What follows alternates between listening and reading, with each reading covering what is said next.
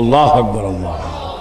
ইমাম গজ্জালী হুজ্জাতুল ইসলাম, যিনি ইরাকের জমিনে ইমাম আজমের কবরের পাশে বাগদাদের শহরে যিনি ঘুমাচ্ছেন, হুজ্জাতুল ইসলাম ইমাম গজ্জালী রাহমাতুল্লাহ আলাইহি, তিনি কথা লেখেন, আল্লাহর প্রিয় নবী মুহাম্মদ রাসূলুল্লাহ সাল্লাল্লাহু আলাইহি ওয়াসাল্লাম এত মুরব্বী, এত শ্রেষ্ঠ তার হায়াত, আসমান জমিনকে যেই দিন আল্লাহ পাক সৃষ্টি করেন সেই দিন আমাদের নবী সেখানে দাঁড়ানো অবস্থা ছিল, তিনি নবী ছিলেন। সুবহানাল্লাহ।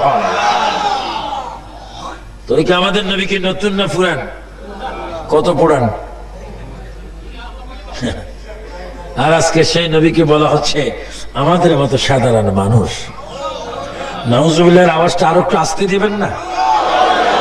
আরো জোরে বলুন না নাউজুবিল্লাহ। আমি বয়েস ক্লাবের, জুরাইন বয়েস ক্লাবের ভাইদেরকে আমি মোবারকবাদ জানাচ্ছি যে আপনারা ইনশাআল্লাহ দেখবেন কবরে, দেখবেন হাসরে, দেখবেন পুলসিরাতে, দেখবেন মিজান পাল্লার কাছে রাসূল আপনাদের কাছে কাছে থাকবে। কারণ আপনার নবীর পক্ষে মিলাদুন নবী করেছেন, মিলাদুন নবী করেছেন। শুধু মিলাদুন নবী করেননি, লিফলেটে লিখেছেন ইয়া রাসূলুল্লাহ। জোরে বলে কি লিখেছেন? কোন আলেমের মুখে যদি এই কথা শোনেন, নারায়ে তাকবীর, আল্লাহু আকবার, দ্বীন ইসলাম জিন্দাবাদ, বাংলাদেশ জিন্দাবাদ, আল কোরআনের আলো ঘরে ঘরে আলো, মনে করবেন তার মতো অন্ধ আর পৃথিবীতে কেউ নেই। কারণ তুমি ইসলামও বললা, কোরআনও বললা, বাংলাদেশও বললা। বাংলাদেশ যেই নবীর খাতিরে হলো, তুমি যেই নবীর খাতিরে হলা, ইসলাম যেই নবীর খাতিরে হলো, কোরআন যেই নবীর জন্য আসলো, তুমি ওই নবীর নাম নীতি যখন বখিলি করেছো, আল্লাহ বলে তোমার মতো ইবাদতওয়ালা বান্দা আমার কোনো দরকার নাই। আবার উচ্চ স্বরে বলুন না ইয়া রাসূলুল্লাহ। সবাই একটু জোরে জোরে বলুন ইয়া রাসূলুল্লাহ, ইয়া হাবিবাল্লাহ, জোরে ইয়া রাসূলুল্লাহ। এক আওয়াজে সবাই জোরে জোরে বলুন ইয়া রাসূলুল্লাহ। গোসল করায়া কাপন পড়াইয়া, বলেন গোসল করায়া কাপন পড়াইয়া। গোসল করাবে, কাপন, তারপরে কি দোতলায় নিবে? আহা, গোসল শেষ, বিদায় গোসল, বিদায় কাপন। বহু গোসল করেছেন, গোসল করার পরে ড্রেস পোশাক বদলি বলেছেন মা বাচ্চাই, বিবি কি বলেছেন বাদ দেওয়ার জন্য। কিন্তু আজকে আপনার গোসল হয়েছে, তিনটি কাপড় আপনাকে পরিধান করে দেওয়া হয়েছে, কিন্তু ঘরে ঢোকার কোনো সুযোগ নয়। সন্তান যখন, বাবা যখন মারা যায়, ছেলেরা তখন এক টেবিলে বসে ফয়সালা করে জানাজার টাইম কখন দেওয়া হবে, গোসল কে করাবে, কখন করাবে, সিদ্ধান্ত নেই।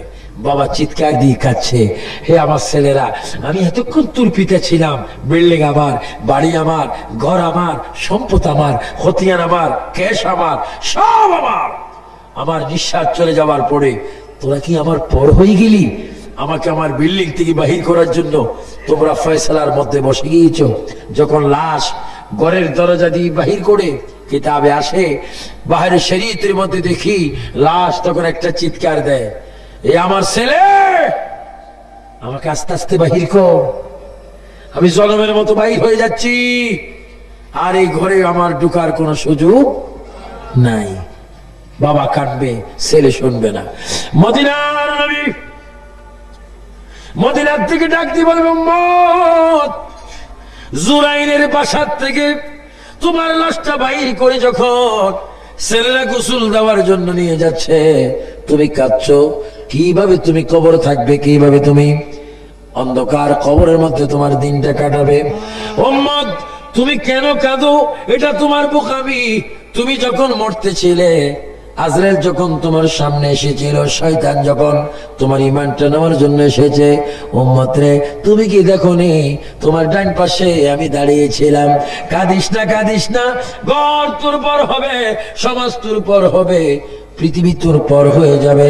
তোমার মধ্যে আমার প্রেম নিয়ে যদি কবরে আসো, তোমার লাশটা কবরের মাটিতে লাগার আগে আমি মদিনার থেকে যাইয়া আমার গোলাম বলি আমি তোমাকে কোলে স্থান দেব। আরো জোরে বলেন সুবহানাল্লাহ। সুন্নি মুসলমান ভাইরা, জুরাইনের মুসলমান ভাইরা, বিভিন্ন জেলার ভাইরা আওয়াজ দিয়ে বলেন, সে অন্ধকার কবরে আমরা রাসূলের কোল মুবারকে যাইতে চাই কি চাই না? সবাই একটু জোরে জোরে বলুন, গোসল করাইয়া কাফন পরাইয়া, জোরে, গোসল করাইয়া রাখিবে যখন কবরে শোয়াইয়া, লয় গো কোলে গোলাম বলিয়া, ইয়া রাসূলুল্লাহ ইয়া রাসূলুল্লাহ। অন্ধকার কবরে যখন দিবে আমাকে, এই রাস্তার নাম কি? হাজী খুরশেদ আলী সর্দার রোড। রোড ঠিক আছে, কিন্তু সর্দার সাহেব এখন দুনিয়াতে। কিন্তু এই রোডের কারণে, এই রোড এখন রোড নয়, এটা বেহেশতের এই বাগানের কারণে সর্দার সাহেবের কবরকে আল্লাহ পাক জান্নাত বানিয়ে দিয়েছেন। আরো জোরে বলুন না সুবহানাল্লাহ। এই জন্য ভালো কাজ করে পৃথিবীর থেকে ভালো কিছু স্মৃতি রেখে পৃথিবীর থেকে বিদায় হওয়ার প্রয়োজন আছে কিনা? এই রোড আজকে জান্নাতের বাগান হয়েছে। আপনারই নূরের ঝলক লাগিয়া, বলেন, আপনারই নূরের ঝলক লাগিয়া কবরের আধার যাবে চলিয়া। সুবহানাল্লাহ। আর একটু চিল্লে যুবক ভাইরা বলো সুবহানাল্লাহ। নবীর নূরের ঝিলিক আমরা কবরে দেখতে চাই কি চাই না? আপনারই নূরের ঝলক লাগিয়া কবরের আধার যাবে চলিয়া, দয়া করিয়া দিও গো দেখা, বলেন, দয়া করিয়া দিও গো দেখা, ইয়া রাসূলুল্লাহ ইয়া রাসূলুল্লাহ। গভীর মনোযোগ। মা আমেনা বলেন, আমার পেটের ভিতরে আখিরি জামানার নবীর নূর মুবারক প্রবেশ করার পরে আমি ওযু করতে গেলাম, পানির কূপের সামনে গেলাম। পানির কূপের সামনে যাওয়ার পরে জমজমের পাশে একটা কূপের কাছে আমি গেলাম। প্রতিদিন সেখানে বালতি দিয়ে আমি পানি তুলি। আজকে দেখে পানি তুলতে হয় না, পানি অটোমেটিক আমার কদমের কাছে চলে এসে গেছে। পানি আমাকে সালাম দিচ্ছে। পানি বলে, আমেনা, ও আমেনা, তুমি ধন্য, তোমার তকদির ভালো। মা আমেনা বলেন, পানি যখন আমার সাথে কথা বলে আমি আশ্চর্য হয়ে গেলাম। পানি রে, গতকাল তোমার কাছে আমি এসেছিলাম, তুমি আমার সাথে কথা বলোনি। আজকে পানি রে, তুমি আমাকে স্বাগত জানাচ্ছ, আমার সাথে কথা বলছো। কারণ কি? পানির জবান খুলে যাবে না গো। গতকালকে নামে না, আর আজকে নামে না, আকাশ পাতাল বেশ কম। কয় কারণ কি? কয় কালকে তুমি ছিল নবী মুক্ত, আজকে তোমার পেটের ভিতরে আখিরি নবীর আগমন হয়েছে। আরো জোরে বলুন না সুবহানাল্লাহ। মা আমেনা বলেন, পানির থেকে শুনলাম আমি আখিরি জামানার নবীর মা হয়ে যাচ্ছি। এবার আমি ঘরে গিয়ে একটা গ্লাস হাতে নিয়ে একটু পানি খাবো। হঠাৎ করে দেখি হাতটা যখন আমি গ্লাসের দিকে নিচ্ছি, গ্লাসটা অটোমেটিক আমার হাতে চলে আসছে। পানির কাছে যখন যাচ্ছি, পানি অটোমেটিক গ্লাসটা ফুল হয়ে গেছে। আমি বললাম, কিরে গ্লাস, তুমি আমার হাতে এসে যাও। পানি অফসাব এসে যায়। কারণ কি? পানি গ্লাস যৌথভাবে জবাব দিচ্ছে, আমেনা গো, এই জন্য তুমি আজকে আনন্দের সাগরে পড়েছো, তুমি রহমতুল আলামিনের মা হয়ে গেছো। আল্লাহু আকবার, আল্লাহু আকবার। এখনো আমার নবী দুনিয়াতে আসেনি, এখনো মায়ের পেটে গর্বে। এই ঈদে মিলাদুন নবীর আলোচনা করতেছি। নবীজি আমার জিজ্ঞাসা করবে, আবু সুফিয়ান, আমি কি অন্যায় করেছিলাম আমার জুরাইনের আমার আশেক বয়েস ক্লাবের উম্মতেরা এত মহাব্বত করে মাহফিল করেছে, তুমি একটু মিলাদুন নবীর কথা বললা না। আমি কি তোমার এমন কি অপরাধ করেছি? আজকে যদি আমি তোমাকে সুপারিশ না করি তুমি কি করবা? এজন্য মিলাদুন নবীর কথাটা আপনাদের কাছে তুলে ধরতেছি আমার ভাইয়েরা। মা মানে এইভাবে বলেন, আমি পাথরের কাছে যাই, পাথর আমাকে সেজদা করে, বৃক্ষ আমাকে সেজদা করে, হরিণ আমাকে সেজদা করে, বাঘ আমাকে সেজদা করে, পানি আমাকে সেজদা করে। অর্থাৎ যেই দিকে যাই শুধু দুরূদ শরীফের আওয়াজ শুনি। আর হঠাৎ করে আমি আওয়াজ শুনতে পাই, আমি না খামোশ, তুমি আখিরি জমানার নবীর মা, তুমি চলাফেরা করতে সাবধান। যেরকম সুবহানাল্লাহ। মা মেরা বলেন, এইভাবে কয়েক মাস অতীত হলো। এবার হঠাৎ করে আমি একদিন ঘুমাইলাম, ঘুমের ঘরে দেখি একটা বুড়া মানুষ, দুই একটা দাড়ি পাকা, খুব লম্বা। কত লম্বা? 120 হাত। জোরে বলে 120 হাত। 120 হাত বাদ দেন, শুধু 10 হাতওয়ালা মুসলমান একজন যদি এখানে আসে, আপনার থাকেন বা না থাকেন, আমি কিন্তু দোতলা গিয়ে উঠবো। কারণ জীবন বাঁচান ফরজ। মা মেরা বলেন, আমার ঘরে একটা মানুষ প্রবেশ করলো, 120 হাত, 60 গজ, 120 হাত। মানুষটা এসে নামাজের শুরুতে দাঁড়াইলেন এবং কাঁদতেছেন। আমি জিজ্ঞাসা করলাম, আপনি কে? হঠাৎ করে আমার ঘরে প্রবেশ করলেন, আপনার নাম কি? ওই মানুষটা কেঁদে কেঁদে বলে, মা আমাকে কি আপনি চিনেন না? আমি পৃথিবীর প্রথম মানুষ, আমার নাম আদম আলাইহিস সালাম। আদম, হঠাৎ করে কেন আমার ঘরে আপনি আগমন করেছেন বলুন? মা আমেনাকে এই জন্য আগমন করেছি, আপনি আখিরি জমানার নবীর মা হতে যাচ্ছেন। এই সুসংবাদটুকু দেওয়ার জন্য আল্লাহ পাক আমাকে আপনার ঘরে পাঠিয়ে দিয়েছে। আল্লাহু আকবার বলেন।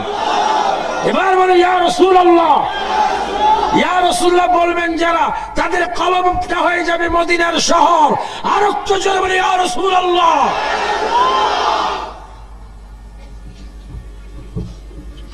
মা মেরা বলেন, আদম আলাইহিস সালাম চলে গেলেন।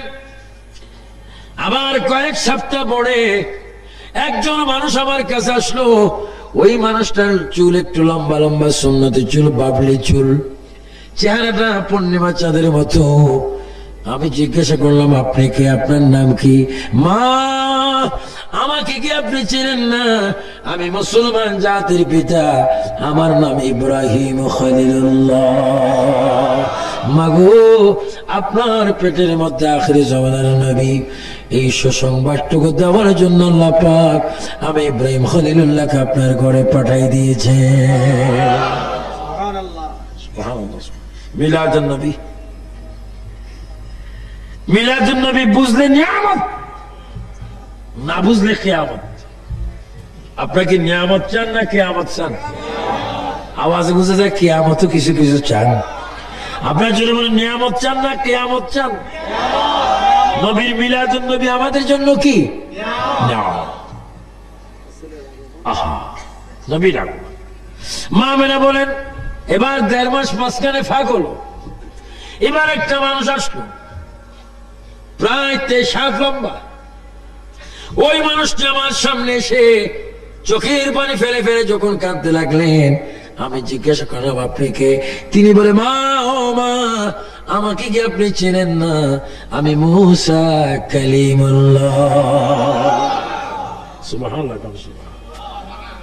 আমি মুসা কালিমুল্লাহ। মা, আমি এই হাতে থাপ্পড় দিয়ে আজরাইল ইসলামের চোখ বাহির করে ফেলেছিলাম। ও মা, আজকে শুধু আপনার কদমে এসেছি একটা সুসংবাদ দিতে। আপনার পেটে এমন একজন রাসূল আগমন করেছেন, উনি না হলে আমিও জন্ম হতাম না। ও সুসংবাদ দেওয়ার জন্য আল্লাহ পাক আমাকে আপনার ঘরে পাঠিয়েছেন। জোরে বলুন সুবহানাল্লাহ, আল্লাহু আকবার। তাকবীর, রিসালাত। আল্লাহু আকবার বলেন, আল্লাহু আকবার। মুসা নবী বলেন, আমি হতাম না যদি আপনার গর্ভজাত সন্তান সৃষ্টি না হতো। এভাবে অনেক অনেক নবীদের আগমন। ইদ্রিস পয়গম্বর এসেছেন, হারুন আলাইহিস ইসলাম এসেছেন, দাউদ আলাইহিস ইসলাম এসেছেন, সুলাইমান আলাইহিস ইসলাম এসেছেন। সর্বশেষ একজন ব্যক্তি এসেছেন, উনি এসে আমার নবীজির মায়ের কদমের কাছে দাঁড়িয়ে আছেন। মা মেনা প্রশ্ন করেন, আপনি কে? মা, আমাকে কি আপনি চেনেন না? আমি চতুর্থ আসমান থেকে এসেছি। আমার মার নাম বিবি মরিয়ম।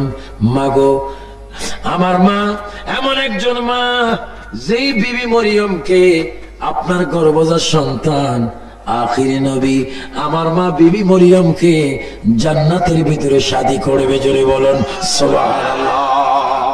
আল্লাহু আকবার। আরো জোরে আল্লাহু আকবার। আপনার পেটের ভিতরে আখিরি জামানার নবী, আমি যার উম্মত হওয়ার জন্য প্রার্থনা করে আল্লাহর দরবারে আগেও কাঁদতেছি, এখনো কাঁদতেছি। ওই নবী আপনার পেটের ভিতরে মিলাদ হবে, আগমন করবে। ও সুসংবাদটুকু দেওয়ার জন্য আমি ঈসা রূহুল্লাহ আপনার ঘরে আগমন করেছি। আল্লাহ পাক এই খবরটুকু দেওয়ার জন্য আমাকে পাঠাই দিয়েছে। নবী যেমন, নবীর মিলাদুন নবীও তেমন। আর আজকে অনেকে মিলাদুন নবী করে না। মিলাদুন নবী করা বেদাত। মিলাদুন নবী করে বেদাত না, মিলাদুন নবী করে ইবাদত। যদি বলে মিলাদুন নবী করা কি? আপনি কি বেদাত চান না ইবাদত চান? যিকরুল আম্বিয়ায়ে, হাদিস শুনুন, যিকরুল আম্বিয়ায়ে মিনাল ইবাদাতি ওয়া যিকরুস সালিহিন কাফারা। নবীদের জিকির করলে ইবাদত হয়। মা মানা বলেন, এত খবর শোনার পরও আমার পুত্রদা আমার পেটে আছে, আমি মা খোদার কসম আমি নিজে বলতে পারি না। আপনারা বলুন তো দেখি, কসম দিয়ে বলেন, জুরাইনের এই 3 দিন ব্যাপী ঈদ মিলাদ নবী সাল্লাল্লাহু আলাইহি ওয়াসাল্লাম উপলক্ষে 3 দিন ব্যাপী 13তম এই ইসলামী মহাসম্মেলনে বসে বলেন, আপনাদের কাঁধে 2 জন ফেরেশতা আছে কিনা? আছে। জোরে বলেন, কয়জন? 2 জন। সকলের কাঁধে কয়জন করে? 2 জন। কয় কেজি? 9 কেজি। কয় মন? কয় টন? ওজন নাই। এবার সবাই বলেন আছে কিনা? আছে। বিশ্বাস হয় কিন্তু মালুম হয় না। মা মেলা বলেন, মুসলমান তোমাদের কাঁধে 2 জন করে ফেরেশতা আল্লাহ পাক দিয়েছেন। কোরআনে বলেন, কিরামান কাতিবিনা ইয়ালামুনা মা তাফআলুন। আল্লাহ পাক 2 জন করে লেখনেওয়ালা ফেরেশতা আমার আপনার কাঁধে দিয়েছেন, কিন্তু আমরা অনুভব করতে পারি না। নূরের কোনো ওজন নাই। আল্লাহর নবীর মা আমেনা বলেন, আমার পুত্র নূরের নবী, নূরের কোন ওজন নাই, এই জন্য আমি বলতে পারি না। পৃথিবীর অনেক ছেলে মেয়েরা মা বাবার কলিজায় লাথি মারে, আমার পুত্র মোহাম্মদ যতদিন আমার পেটে ছিল আমার কলিজায় পর্যন্ত একটা লাথি মারেনি। মা আমেনা বলেন, রবিউল আউয়ালের চাঁদ আকাশে আসলো, আমার পুত্র পৃথিবীতে আসবেন, সময় হলো। এবার জিবরাইল ইসলাম প্রস্তাব দিলেন, আল্লাহর কাছে প্রস্তাব রাখলেন। কে? আল্লাহ। আখিরি জামানার নবীর মা ঘরে একা একই, নবী আসবেন, ওনার খেদমতের জন্য কিছু ধাত্রীর প্রয়োজন। যদি আপনি বলেন তাহলে আমি জান্নাত থেকে নিয়ে যাব।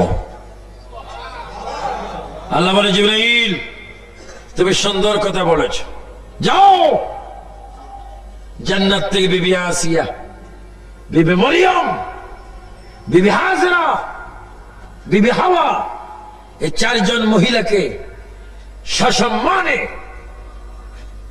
হযরত আমিনার ঘরে নিয়ে যাও। তারা যেন আমার নবী আসা মাত্র খেদমত করে। চিৎকার দিয়ে বলেন সুবহানাল্লাহ। মিলাদুন নবী, এটার নাম কি? মিলাদ। তো নবীজির মা ঘুমাইলেন, আপনাদের অসুবিধা হয় না? প্রথম নারী, আমার নাম বিবি হাওয়া। জান্নাতের ভিতরে গুন্দুম খাইছিলাম, স্বামীকে হেরে কাঁদিছিলাম। ও মা, যে নবীর নামে রসুলায় দোয়া কবুল হয়েছে, ওই নবী কিছুক্ষণ পরে দুনিয়াতে আসবে। মাগো, ওই নবীর খেদমত করার জন্য আল্লাহ পাক আমি বিবি হাওয়াকে আপনার খেদমতে পাঠাই দিয়েছে। আপনাকে আমি বিবি মরিয়াম, আপনার পরিচয় কি? আমি ঈসা নবীর মা, আমি মরিয়াম আপনার খেদমতের জন্য এসেছি। আপনি কে? আমি বিবি হাজারা। আপনার পরিচয় কি? ইব্রাহিম ও খলিলুল্লাহর বিবি, ইসমাইল ও জবিউল্লাহর মা। আমি আপনার খেদমতে এসেছি। চতুর্থ নম্বরে মহিলাটা বেশি বেশি কাঁদতেছে। আপনার নাম কি? কাঁদছেন কেন?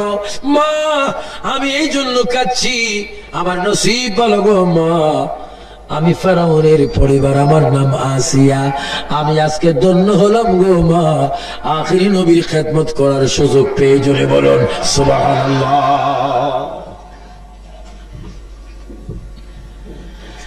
আমার ভাইয়েরা, শুধু একটি মহিলার কথা আমি আপনাদের সামনে তুলে ধরবো। যারা নাকি মিলাদুন নবী মানে না, আমার নবী আগের যুগে ছিল, সেটাও যারা মানে না, তাদের জন্য দাঁত ভাঙ্গা জবাব। হযরতে বিবি আসিয়া ছিল ফেরাউনের স্ত্রী। আমি ফেরাউনকে মিশরে দেখে এসেছি, তাকে মোবের মধ্যে রেখেছি, দেখতে কত বিশ্রী। অনেক দূর থেকে আমি তাকে থুতু মেরেছি, কারণ তার মতো বেয়াদব অসভ্য বড় নাফরমান বান্দার কেউ নেই। সে নিজে নিজে খোদা দাবি করেছেন। আমার ভাইয়েরা, ফেরাউন ছিল মূসা নবীর যুগে, আর মূসা নবীর প্রায় 2300 বছর পরে, মূসা নবীর 2300 বছর পরে আমার আপনার নবী দুনিয়ার মধ্যে আগমন করেছেন। তাহলে বোঝা গেল মূসা আলাইহিস সালামের সাথে সেই আসিয়ার সম্পর্ক সেই যুগে ছিলেন। আসিয়া কেন আমার নবীর ঘরের মধ্যে আসলেন? কিতাবের মধ্যে আসে ফেরাউন নিজকে নিজে খোদা দাবি করেছেন, সবাই তাকে খোদা বলে স্বীকার করতেন। একদিন সে ডিক্লেয়ার দিলেন, আমার প্রজারা, আমি চাই তোমরা আমাকে শুনাই শুনাই খোদা বলবে, আমি তোমাদের উপর খুশি হয়ে যাব। হুজুরি বললেন, জানাব ফেরাউন, আপনাকে আমরা খোদা ততক্ষণ পর্যন্ত বলবো না যতক্ষণ আপনার বিবি আসি আপনাকে খোদা স্বীকার না করবে। কি? আমার বিবি কি আমাকে খোদা বলেন না কেন? যদি আমাদের কথা আপনার সন্দেহ হয়, গিয়ে দেখেন। ফেরাউন কথাটুকু যাচাই করার জন্য পাক ঘরের মধ্যে চলে গেলেন, যেখানে মা বোনেরা পাক করেন, রান্না বাড়া করেন। সেখানে ফেরাউন গিয়ে বিবি আসিয়ার কাঁধের উপর হাত দিয়ে ফেরাউন বলে, বিবি গো, আমি তোমাকে কত ভালোবাসি, তুমি আমাকে খোদা মানো আমি নিশ্চয়ই জানি, কিন্তু তুমি আজকে এমন ভাবে খোদা বলবে, আমি তোমার জবানের কথা যেন আমার নিজ কানে শুনি। আসিয়া চিৎকার দিয়ে আকাশের দিকে নজর করে একবার বললেন, আল্লাহ। সবাই জোরে বলে আল্লাহ, আরো জোরে বলে আল্লাহ। ইমান হেফাজত করার মালিক কে? আসিয়া ডাক দিয়ে বলে আল্লাহ। ফেরাউন আসিয়াকে আবার বলেন, তুমি কোন আল্লাহকে ডাক দিচ্ছ? আমি না তোমার প্রভু, আমি তোমার একদিকে স্বামী, একদিকে তোমার জন্য প্রভু, আমি তোমার ঘর, তোমার ইলা, তোমার স্রষ্টা। আসিয়া ফেরাউনের পায়ে ধরে বলে, হ্যাঁ প্রাণের স্বামী, এই কথা তুমি আমাকে বলবে আমি কোনদিন ভাবতে পারিনি। তুমি আমার খোদা হতে পারো না, তুমি আমার স্বামী। তোমার পায়ে যদি পচে যায়, রক্ত যদি পচে যায় আমার জিহ্বা দিয়ে, তোমার রক্তগুলা চষে চষে আমি খাবো, আমার চুল দিয়ে তোমার খেদমত করে দিব। তবে তোমার হাতে ধরি, পায়ে ধরি, মহান আল্লাহর সামনে একটা সেকেন্ডের জন্য আমি তোমাকে প্রভু স্বীকার করতে পারি না। সুবহানাল্লাহ, সুবহানাল্লাহ। ঈমান দেওয়ার মালিক কে? আল্লাহ। ফেরাউন গোসা হয়ে গেলেন, সিংহাসনে গিয়ে বসলেন। উজির, তোমার কথা সত্য, আমার স্ত্রী আমাকে প্রভু বলে না, এটা তুমি আর আমি জানি, কিন্তু এমন একটা বুদ্ধি তুমি আমাকে দাও যে বুদ্ধির কারণে আমার স্ত্রী আমাকে প্রভু বলতে বাধ্য হবে। তাই যদি বুদ্ধি নেন, আমি আপনাকে বুদ্ধি দিচ্ছি। আপনার স্ত্রী আসিয়া কোনদিন চন্দ্র সূর্য দেখেনি, বেগানা পুরুষ তার চেহারা দেখেনি। তাকে যদি হাজার মানুষের সামনে উলঙ্গ করতে পারেন, তার লজ্জার স্থান সে রক্ষা করার জন্য আপনাকে খোদা বলে দেবে। জোরে বলুন না নাউজুবিল্লাহ। যত বড় অসিব্য বুদ্ধি, তোর অসিব্য মার্কা শয়তান। কথাই হোক, ফেরাউন কয়েকজন মানুষ পাঠাই দিলেন আসিয়ার কাছে, যাও নিয়ে আসো। মায়ের জন্য বোধ কিতাবে দেখ, ফেরাউন কয়েকজনকে পাঠাই দিলেন। এই বেগানা পুরুষগুলি আসিয়ার হাতে ধরলেন, পায়ে ধরলেন, চুলে ধরলেন, মাথার উপর করে সিংহাসনে নিয়ে আসলেন। নিয়ে আসার পরে ফেরাউন ডাক দিয়ে বলে, আসিয়া এখনো সময় আছে, তুমি আমাকে প্রভু বলে স্বীকার করো, আল্লাহ বলে স্বীকার করো। আসিয়া ডাক দিয়ে বলে, স্বামী গো, তুমি আমার মনের দুঃখ বুঝলা না, তুমি এই সিংহাসনের মালিক নয়, আল্লাহ পাক এই সিংহাসনের মালিক। এই কথা বলার পরে দুষ্ট ফেরাউন ইশারা দিলেন। ওই ফেরাউনের দরবারে, ফেরাউনের সেই সিংহাসনের সামনে ওই বেদিনরা শয়তান আসিয়ার শরীর থেকে কাপড়গুলা খুলে নিলেন। কাপড়গুলা খুলে যখন নিচ্ছেন, আসিয়া একটা চিৎকার দিয়ে বলে, আল্লাহ তুমি আমার ইজ্জত রক্ষা করো। আল্লাহ পাক বলে, জিবরাইল, ও জিবরাইল, আর দেরি করিস না, জান্নাত থেকে একটা শাড়ি নিয়ে যা, আসিয়ার গায়ের মধ্যে শাড়িটা পরিধান করাইয়ে দে। যারা ইমানদার তারা দেখবে আসিয়ার গায়ে পোশাক, আর যারা বেঈমান তারা দেখবে আসিয়া উলঙ্গ অবস্থা। তারপর আসিয়া প্রভু স্বীকার করে না। এবার চুলের মধ্যে ধরে মাটির মধ্যে টেনে টেনে সিংহাসনের পিছনে নিয়ে গেলেন। সিংহাসনের পিছনে নিয়ে আবার প্রস্তাব দেওয়া হলো, আসিয়া গো, জীবন যদি তুমি ভিক্ষা চাও, ফেরাউনকে তুমি খোদা এখনো সমাজে স্বীকার করো। আসিয়া বলে, আমার জীবন যাবে, আমি আল্লাহর সামনে আমার স্বামীকে আমি কখনো প্রভু বলতে পারি না। এবার দুষ্টরা আসিয়াকে উলঙ্গ করে, দুই হাত দুই দিকে টান দিয়ে বড় একটি গাছের সাথে দুই হাতের তালুর মধ্যে দুইটা বড় বড় জলি যখন ফেরাক মারিয়া দিলেন, দুই পায়ের তালুর মধ্যে যখন দুইটা ফেরাক মেরে দিলেন, এবার হাত পাও টানা দিয়ে গাছের মধ্যে লটকি যখন রেখেছেন, কলিজা বরাবর একটা তীর যখন মারার জন্য এসেছে, আসিয়া আকাশের দিকে চিৎকার দিয়ে বলে, আল্লাহ আখিরি জামানার নবীর উসিলা আমার ইজ্জত রক্ষা করো। এই কথা যখন আসিয়া ডাক দিয়ে যখন বললেন, আসিয়া বলে, আমি দেখতে পেলাম, হঠাৎ করে দেখি নূরের একজন মানুষ আমার শরীরের মধ্যে হাত বুলাই দিচ্ছে। আর আমি দেখতেছি ওই মানুষটা আমাকে বলে, আসিয়া এখন আমি দুনিয়ার মধ্যে আসি নেই, আমি আখিরি পয়গম্বর মুহাম্মদুর রাসূলুল্লাহ সাল্লাল্লাহু আলাইহি ওয়াসাল্লাম, তোমার যন্ত্রণা সহ্য করতে পারি না, এই জন্য তোমাকে আমি মুছে দিয়ে গেলাম। আমার মা আমার পেট থেকে যেই দিন আমি দুনিয়াতে যাব, ওই মায়ের ঘরে তোমার আমার সাক্ষাৎ হবে। জোরে বলুন সুবহানাল্লাহ, আল্লাহু আকবার। আমার ভাইরা, তাহলে বুঝা গেল সর্বযুগে, সর্বকালে, সর্বসময়ে, সৃষ্টির প্রথম থেকে আজকের দিন পর্যন্ত, আজকের দিন থেকে কিয়ামত পর্যন্ত আর সময় আল্লাহর নবী উম্মতের খবর রাখেন। জোরে কোন সুবহানাল্লাহ। এটা আমাদের বিশ্বাস হয় কি হয় না? আরো জোরে হয় কি হয় না? যেহেতু নবী রাহমাতাল লিল আলামিন। এই জন্য মা আমেনার গড়ে আসিয়া আসলেন। আসিয়া এসে, মরিয়ম এসে, হাজরা এসে, মা হাওয়া এসে খেদমত শুরু করলেন। কি? কেউ পা মালিশ করেন, কেউ মাথার তালু মালিশ করেন, কেউ পাখা করেন, কেউ পেটে মালিশ করেন। চার মহিলা মা আমেনার খেদমতে লেগে গেলেন। মা আমেনা বলেন আমার পেটে কোনো ব্যথা নেই, নাপাক কোনো পানি নেই। হঠাৎ করে দেখি কুদরতি একটা অপারেশন হয়ে গেল।